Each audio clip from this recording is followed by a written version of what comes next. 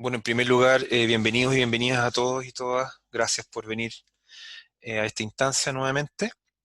Y quiero dejar con ustedes a Beatriz para que dé la bienvenida desde Jefatura de la Unidad de Promoción de la Salud Psicológica. Gracias, Omar. Estos son, como te decía, con Zoom Pro es distinto, es un poco distinta la dinámica. Aquí tenemos todo el espacio para probablemente saludarnos y después despedirnos. Igual agradecerles a todos porque igual son personas que hemos visto que se nos repiten en los conversatorios y darles las gracias por estar y como les comentaba, cualquier tema que puedan sugerir, que vean que es importante, podemos tomarlo y podemos generar conversatorios espacios para que nos puedan escribir en el chat como sus inquietudes. Y nada, que aprovechemos el tiempo y que invitarlos a conversar después o a compartir un poco sobre lo que estamos planteando en relación al tema o como estamos en general.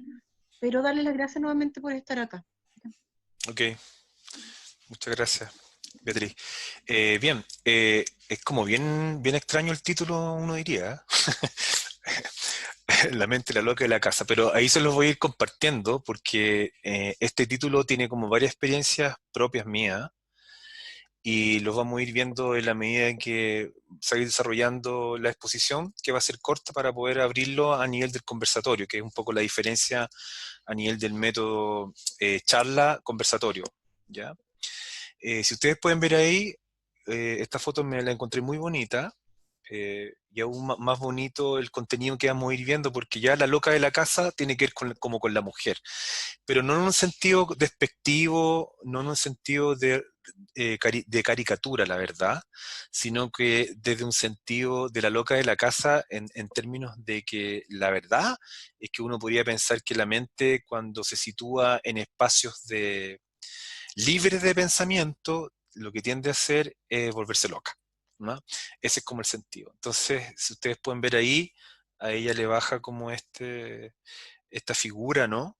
De colores azules, rojo, y en sí está como en un proceso como reflexivo, ¿ya?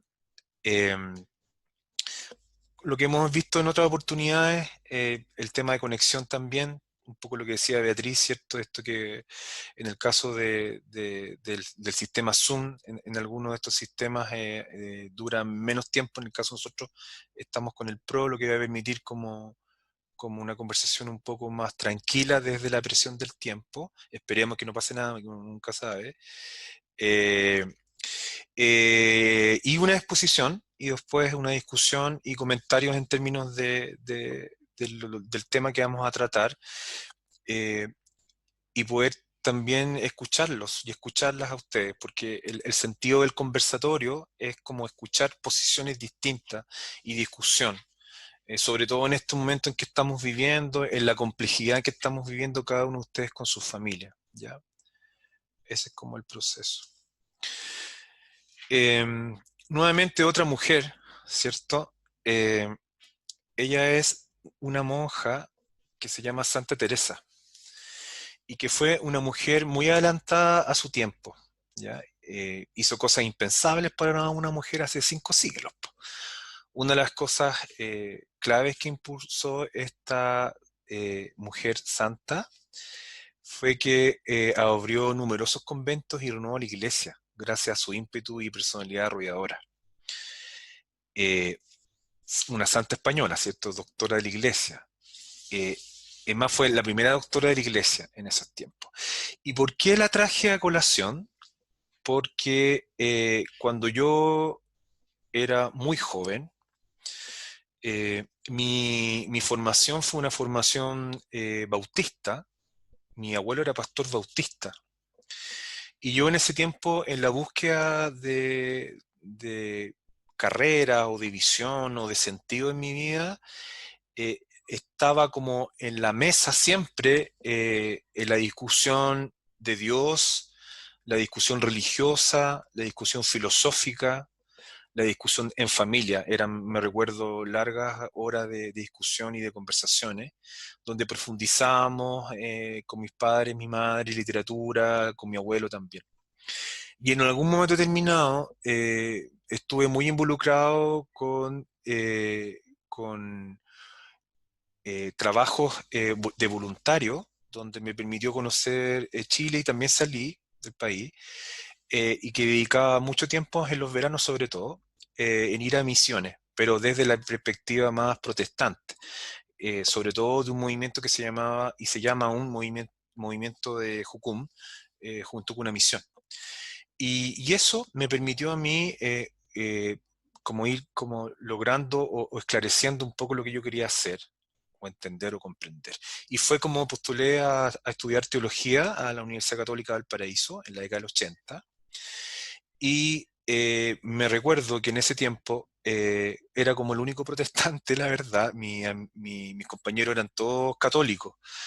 Y en ese tiempo estaba el arzobispo, un arzobispo que era bastante particular porque él hacía el desayuno y era el desayuno que llegábamos todos los estudiantes y teníamos que hacer una reverencia. Yo no, pero sí mis compañeros.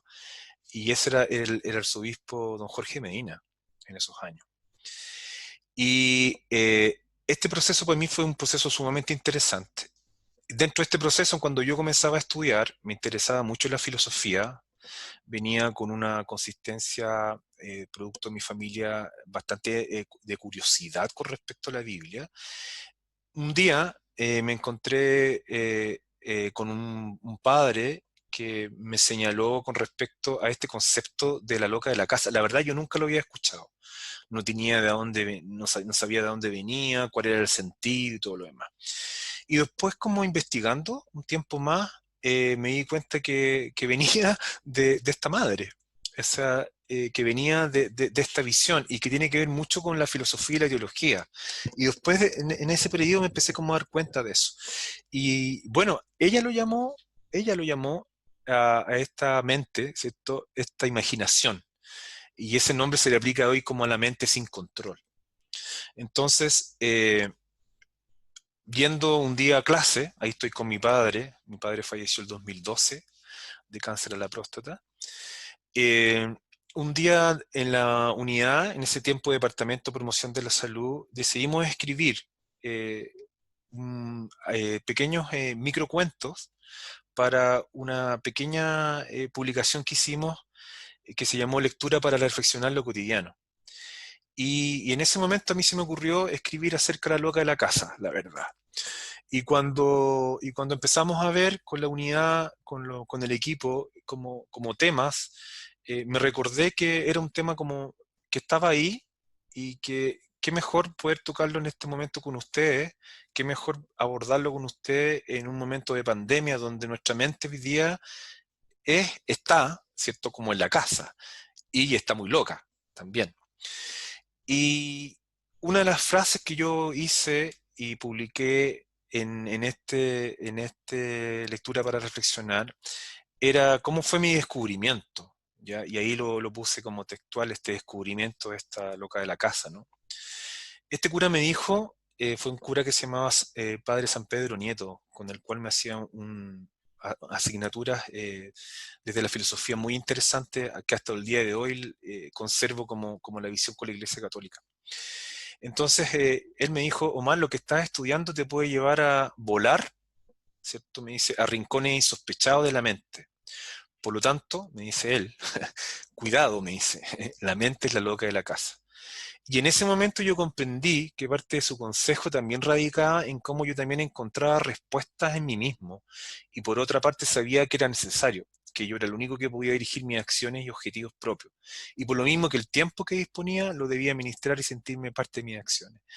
Me recuerdo que duré como 2 años en esta carrera, después seguí estudiando música, yo ya venía estudiando desde niño música, y esta loca de la casa a mí me llamó mucho el sentido porque cuando él me plantea esto de cuidado, la mente es la loca de la casa, empecé como a autodescubrirme de que mi mente y mi vida en sí mismo era uno solo, que era parte de un todo, que no estaba como subdividido. Y cuando estuve preparando este conversatorio y al comenzar a revisar lecturas que había dejado de leer, sobre todo del punto de vista de la filosofía, me encontré con elementos que me parecieron como súper interesantes compartirlos con ustedes. Uno de esos, es cierto, es que hay algunas visiones, ¿cierto?, que nos plantean que la mente estaría ubicada acá, donde está la imagen. Y supuestamente que la mente estaría como un aspecto físico, o podríamos decir estructural. Es decir, sería un elemento físico que estaría en una parte de nuestro cerebro. Y si nosotros vemos esta perspectiva, también nos encontramos con estas tradiciones espirituales que plantean que la pineal, ¿cierto?, es conocida bajo diferentes nombres en la India. Se le conoce como el tercer ojo y en Egipto como el ojo de Horus. Por su parte, el filósofo Descartes lo denominaba, ¿cierto?, el asiento del alma, y otros lo vinculaban con los chakras. En este momento, cuando estamos en este contexto de pandemia, uno podría pensar que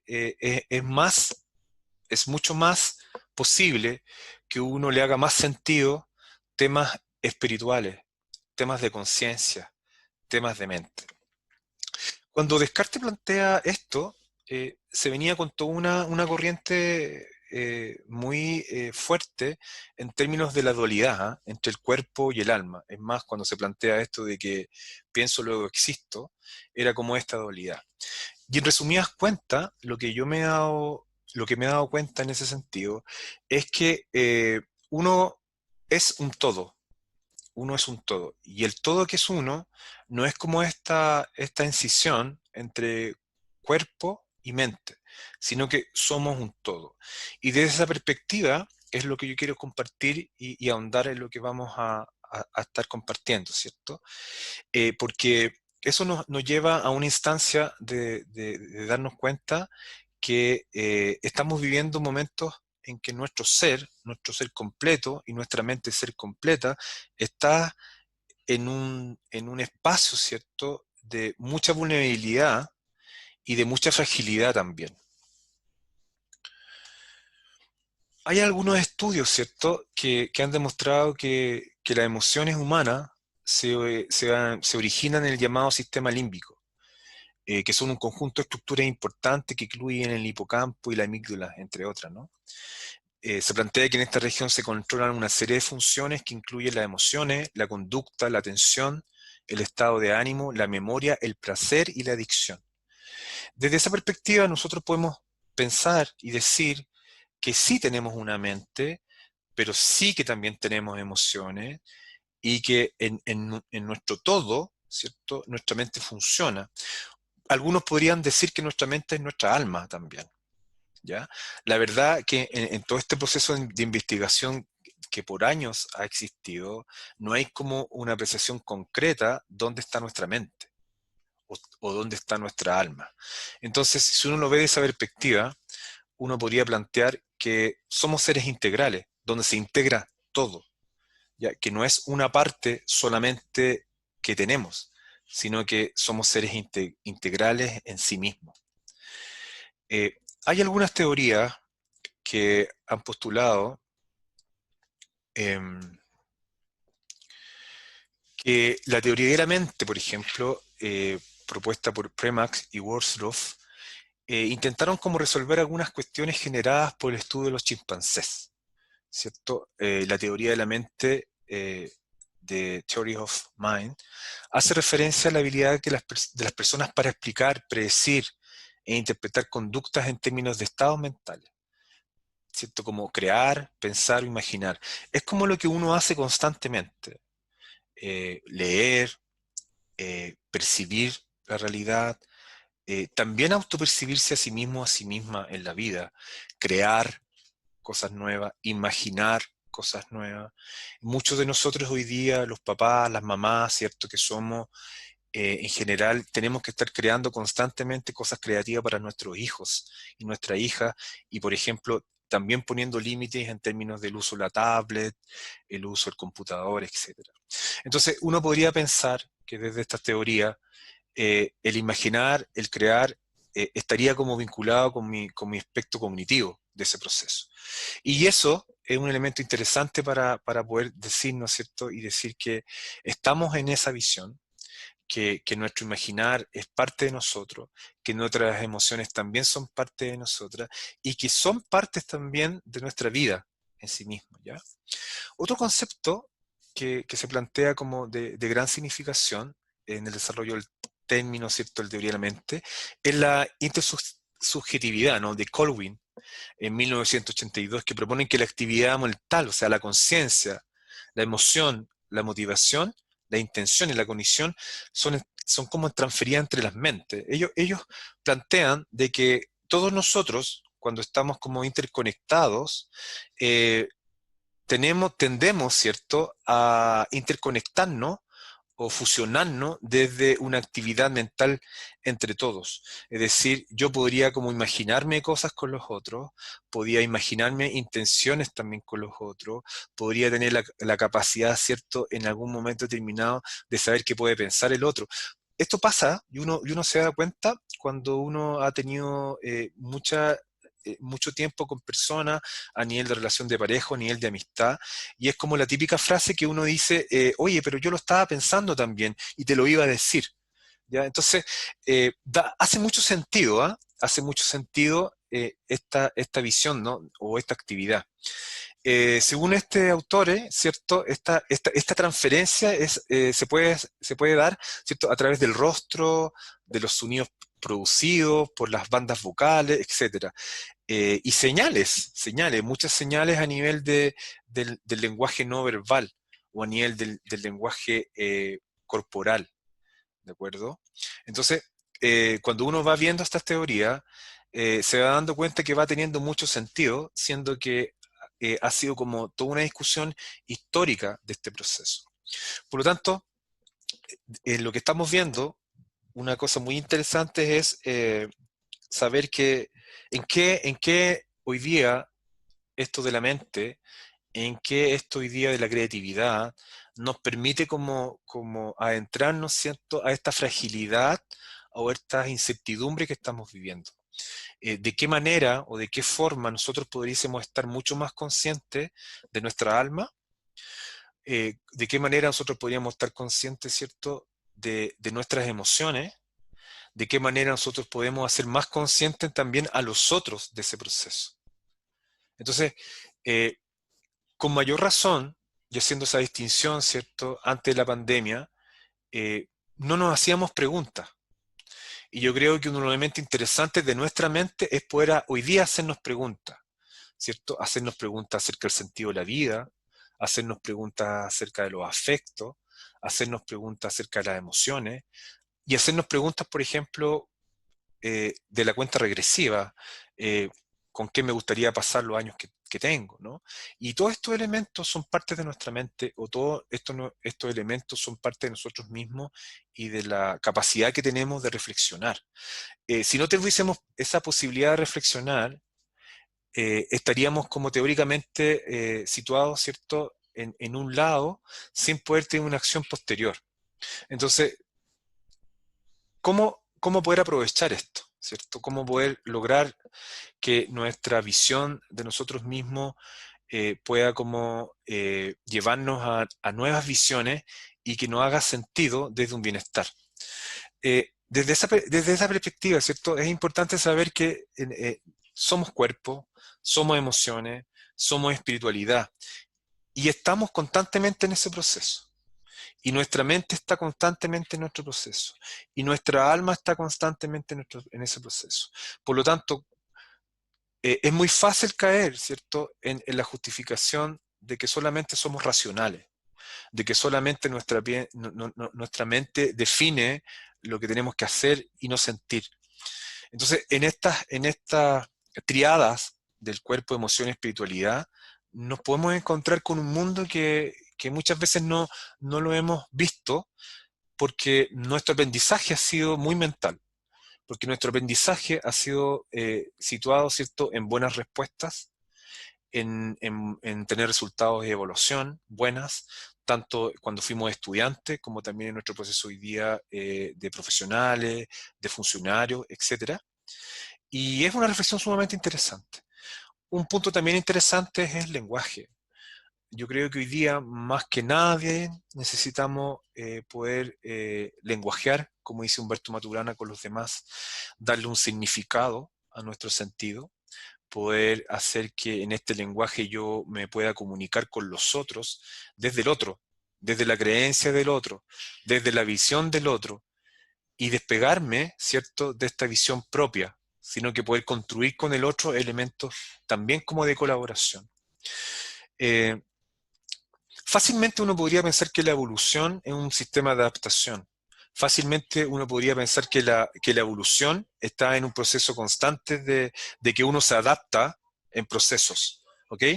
Y en ese sentido, lo que tenemos que tener claridad de que esta evolución no necesariamente es de lo más fuerte, que esta evolución es un proceso en el cual estoy con el otro, es un proceso en el cual convivo con el otro, en el cual es un proceso en que me relaciono con el otro. Y esa relación que tengo con el otro me permite de alguna manera, ¿cierto?, saber que en el estado de lo que estamos viviendo hoy día necesito del otro y no puedo estar sola o sola, ¿cierto?, en este proceso. Y ese sentido de la evolución es muy clave porque al empezar a comprender eso, nos permite, ¿cierto?, saber que toda nuestra individualidad o toda nuestra soberbia, ¿cierto?, se cae. Es decir, como que se descascara. Y ahí podemos resignificar nuestra vida, podemos darle un sentido distinto, a pesar de estar en una pandemia, a pesar de estar como en este hacinamiento, y también darle cuotas de humor a este proceso, pensando que el humor también es esencial. Ok, uno podría pensar que estas noches son noches muy de Blade Runner, ¿no? La película esta que mostraba todas estas escenas nocturnas, donde, ¿cierto?, habían enanos caminando, donde habían magos, donde habían, ¿cierto?, mucho humo, mucha catástrofe, ¿cierto? Era como una visión como muy apocalíptica de la realidad. Pero uno dentro de eso también puede reírse, uno dentro de eso también puede alegrarse y también puede ir cambiando y resignificando esa modalidad diferente. Desde una autorreflexión, desde una visión como más propia, ensimismándose o ensimismándonos de una manera distinta, no como de la proyección o no como de lo que pensábamos en un comienzo, ¿cierto? De que todo estaba como fuera de eso, sino que en una autorreflexión que me permita encontrar como bienestar desde mí, desde mí mismo, desde mí misma, que me permita encontrar visiones también distintas y darme cuenta que a pesar de esto apocalíptico, eh, puedo ensimismarme, puedo estar conmigo, puedo estar con los demás.